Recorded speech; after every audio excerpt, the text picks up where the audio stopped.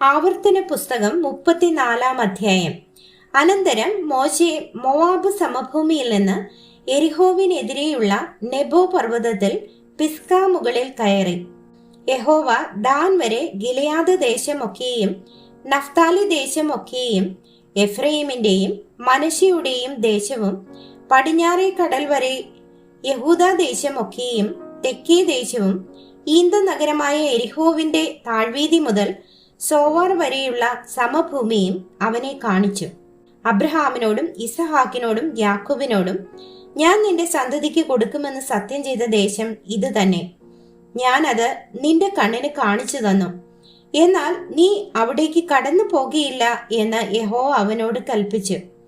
അങ്ങനെ യഹോവയുടെ ദാസനായ മോശെ യഹോവയുടെ വചനപ്രകാരം അവിടെ മോവാബ് ദേശത്ത് വെച്ച് മരിച്ചു.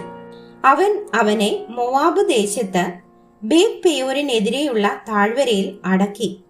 എങ്കിലും ഇന്നുവരെയും അവന്റെ ശവക്കുഴിയുടെ സ്ഥലം ആരും അറിയുന്നില്ല.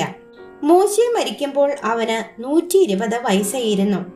അവന്റെ കണ്ണ് മങ്ങാതെയും അവന്റെ ദേഹബലം ക്ഷയിക്കാതെയും ഇരുന്നു. ഇസ്രായേൽ മക്കൾ മോശയെക്കുറിച്ച് മോവാബ് സമഭൂമിയിൽ 30 ദിവസം കരഞ്ഞുകൊണ്ടിരുന്നു. അങ്ങനെ മോശയെക്കുറിച്ച് കരഞ്ഞു വിലപിക്കുന്ന കാലം തികഞ്ഞു. നൂന്റെ മകനായ യോശുവയെ മോശെ കൈവച്ച് അനുഗ്രഹിച്ചിരുന്നത് കൊണ്ട് അവൻ ജ്ഞാനാത്മപൂർണനായി തീർന്നു. യഹോവ മോശയോട് കൽപ്പിച്ചതുപോലെ ഇസ്രായേൽ മക്കൾ അവനെ അനുസരിച്ചു.